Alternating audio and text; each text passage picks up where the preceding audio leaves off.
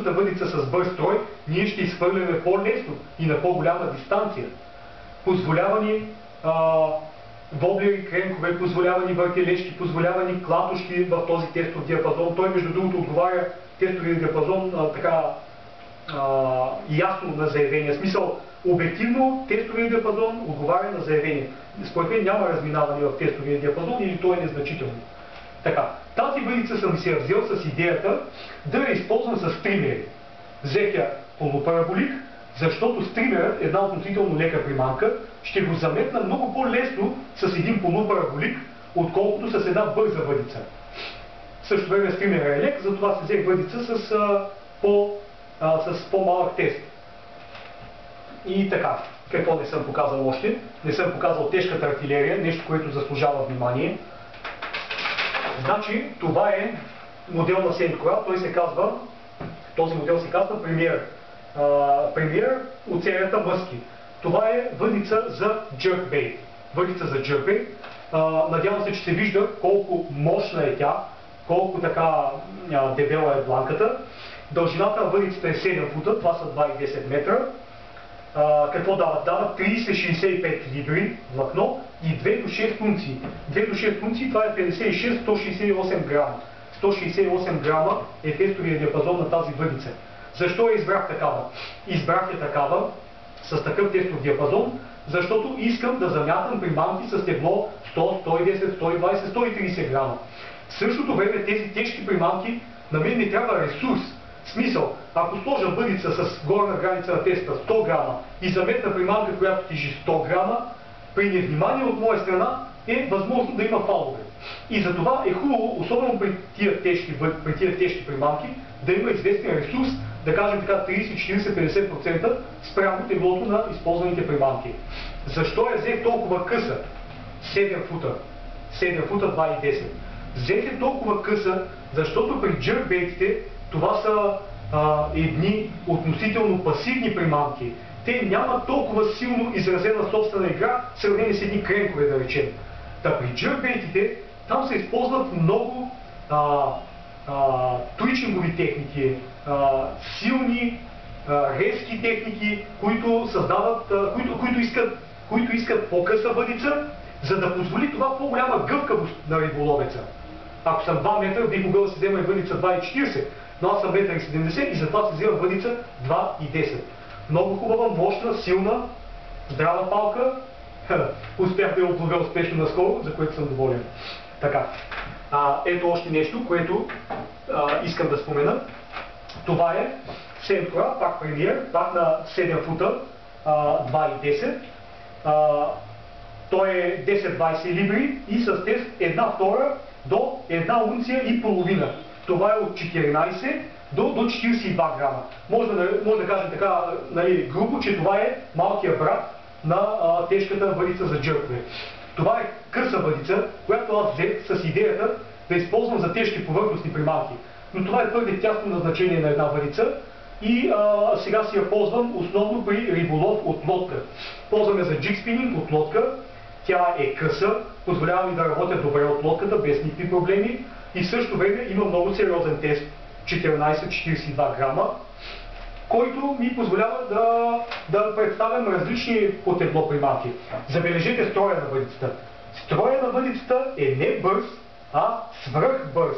Това е една степен над бързия. Нарича се екстра хеви. Значи ето е. Това е свръхбърз. Виждате, че просто дори не може да забележим така отчетливо върха да работи спрямо някоя различна въдица. Например, ето го.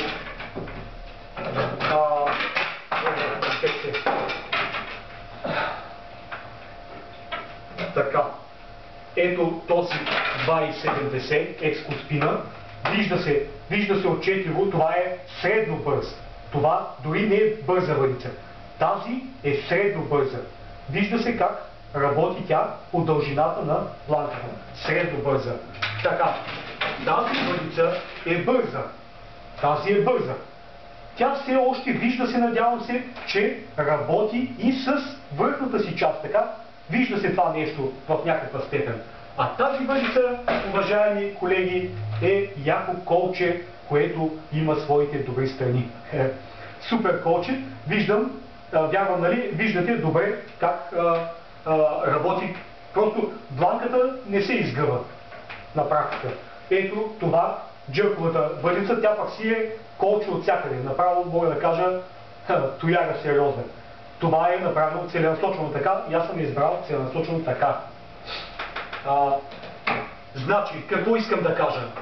Искам да ви посъветвам, когато търсите въдица за спининг, предполага се, че вие сте начинаещи риболовци и не знаете какво точно ви е необходимо, е разумно да се опитате вие или с помощта на колеги, приятели, по-опитни от вас, да оцените адекватно условията на риболов, типа водоем, има ли течение или е затворено, колко е голям, каква дистанция ще търсите, какъв е брега, обрасъл, чист, какви приманки ще използвате, техния типаж, тяхната игра, какво се предполага, какво искате от въдицата, какви риби ще търсите.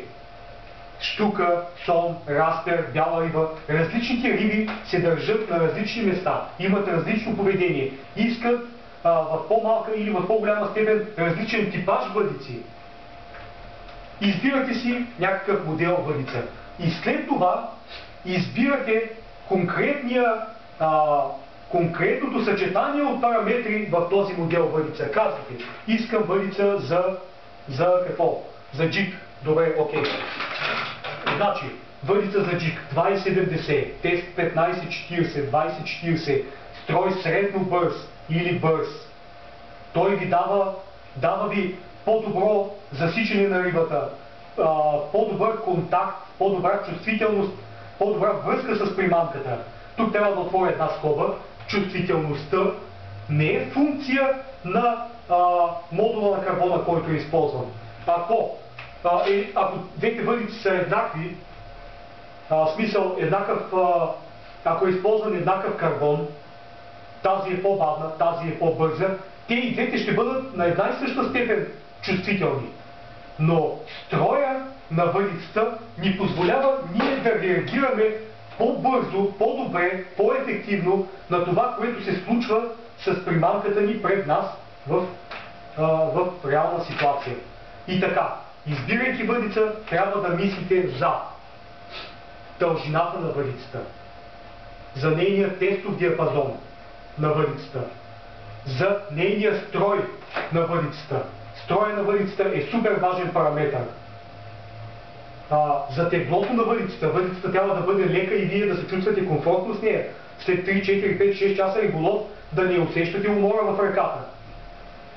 Хубаво е въдицата да се балансира с макара, в смисъл да не е твърде напред изместен център на тежестта на самата въдица. Това би искало по-тежка макара и като цяло целият такъв ще стане тежък и ще ви изморява и няма да ви е толкова комфортно за риболов.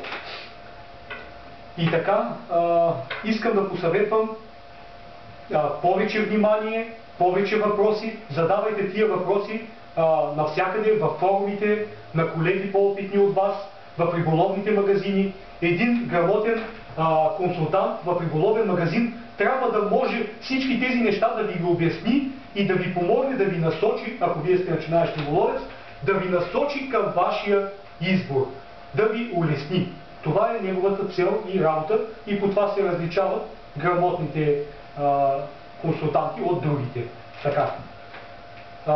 Надявам се, че с този кратък аматьорски опит съм ви бил полезен. И така, поздрави и успех на всички!